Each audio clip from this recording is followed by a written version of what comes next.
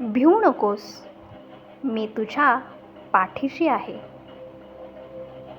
बाळा, आज तू इथे स्वतःहून आला नाहीस, तर मी तुला इथे बोलावले आहे. तुझ्या मनातील अस्वस्थता, तुझे प्रश्न आणि तुझी धडपड मला दिसत आहे. तू खूप प्रयत्न केलेस, लोकांशी वाद घातलेस, स्वतःला सिद्ध करण्याचा प्रयत्न केलास. पण पदरी काय पडले?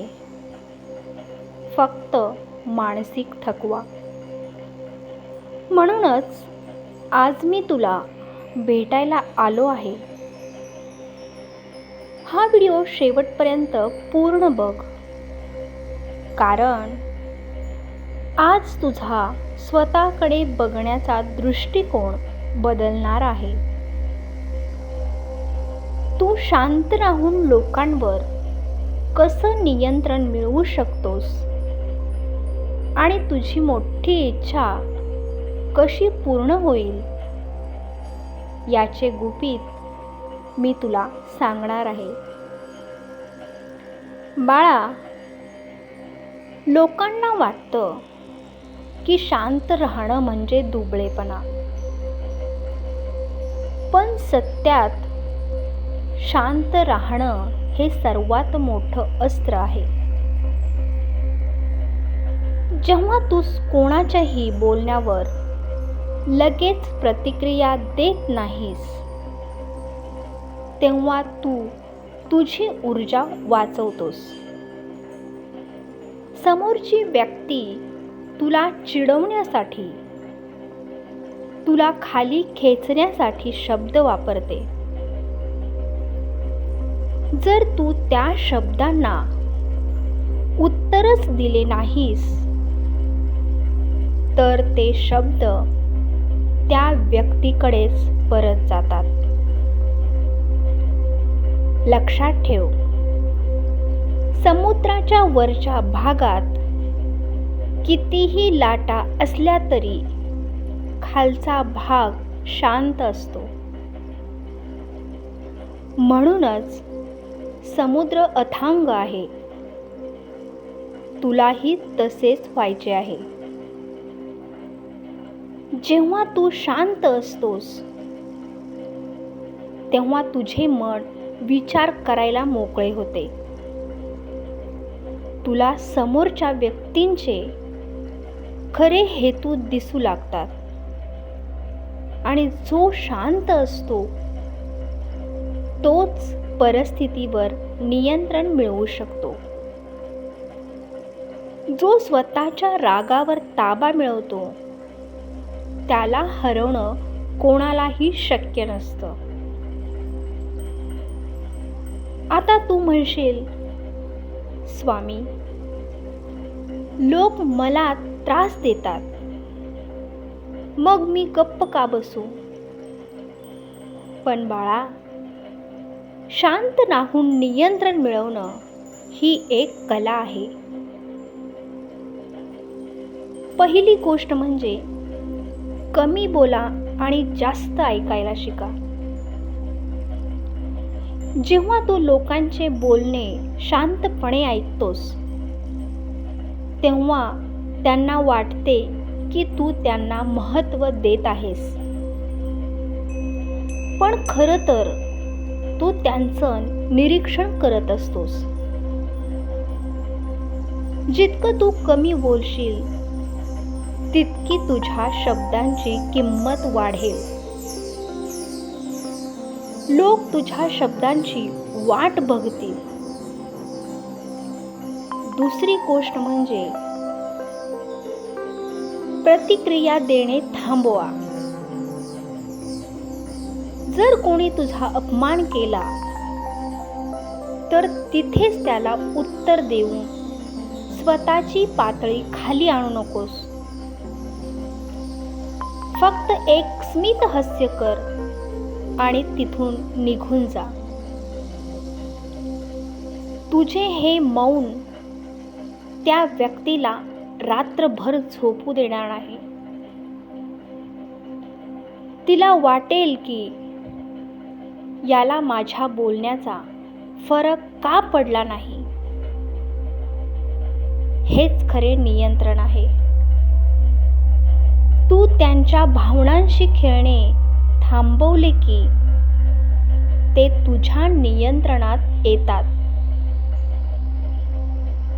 तिसरी गोष्ट म्हणजे आत्मविश्वासपूर्ण शांतता.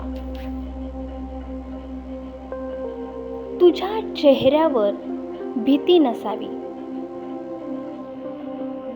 डोळ्यात एक प्रकारची स्थिरता असावी. जेव्हा तू शांत राहून कोणाकडे तरी बघतोस तेव्हा त्या व्यक्तीला तुझा प्रभाव जाणवतो. समोरच्याला वाटले पाहिजे की तुझ्या मनात काय चालले आहे हे ओळखणे अशक्य आहे. बाळा, तुझी एक मोठी इच्छा आहे ना, ती पूर्ण करण्यासाठी तू खूप धावपळ केलीस. पण लक्षात ठेव, धावपळीने फक्त शरीर थकते, कार्य सिद्ध होत नाही. कार्याची सिद्धी होण्यासाठी स्थिरता लागते. जसं गढूळ पाणी शांत ठेवल्यावरच त्यातलं प्रतिबिंब स्पष्ट दिसतं, तसंच जेव्हा तुझं मन शांत होईल तेव्हाच तुला मार्ग सापडेल. तू आजपासून एक संकल्प कर. दिवसातला काही वेळ फक्त शांत बस. ओम श्री स्वामी समर्थ या मंत्राचा जप करताना स्वतःला माझ्या चरणी अर्पण कर. जेव्हा तू तुझे सर्व ओझे माझ्यावर टाकतोस तेव्हा तू हलका होतोस, आणि जेव्हा तू हलका होतोस तेव्हाच तू प्रगतीच्या शिखरावर झेप घेऊ शकतोस. तुझी ती इच्छा पूर्ण करण्याची जबाबदारी आता माझी आहे. पण त्यासाठी तुला तुझे मन माझ्यासारखे शांत ठेवावे लागेल. बाळा, हा बदल एका दिवसात होणार नाही.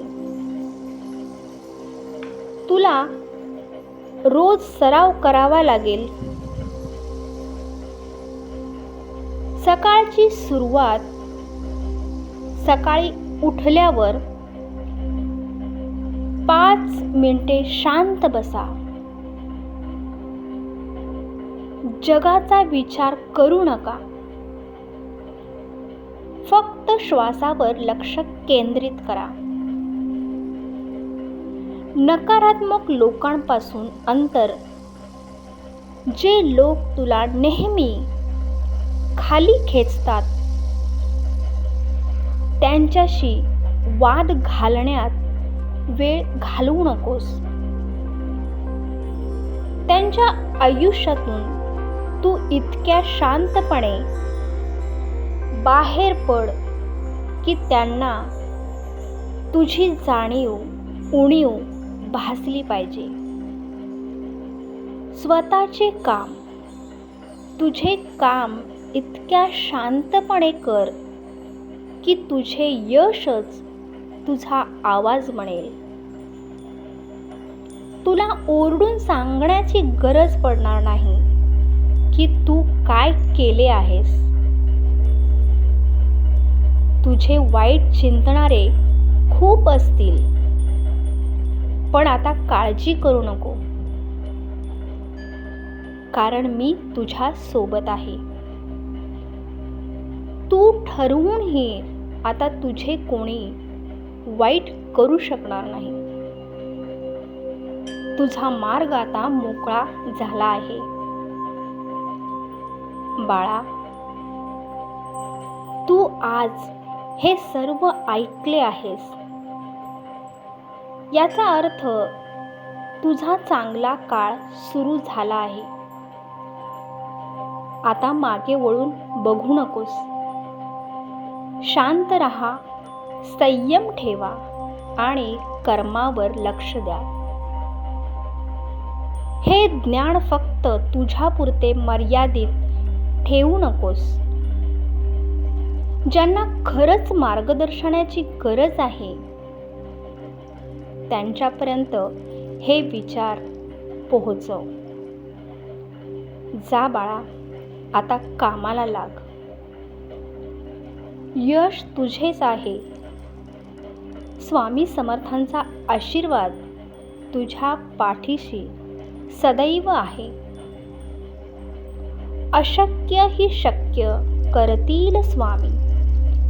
बोला श्री स्वामी समर्थ.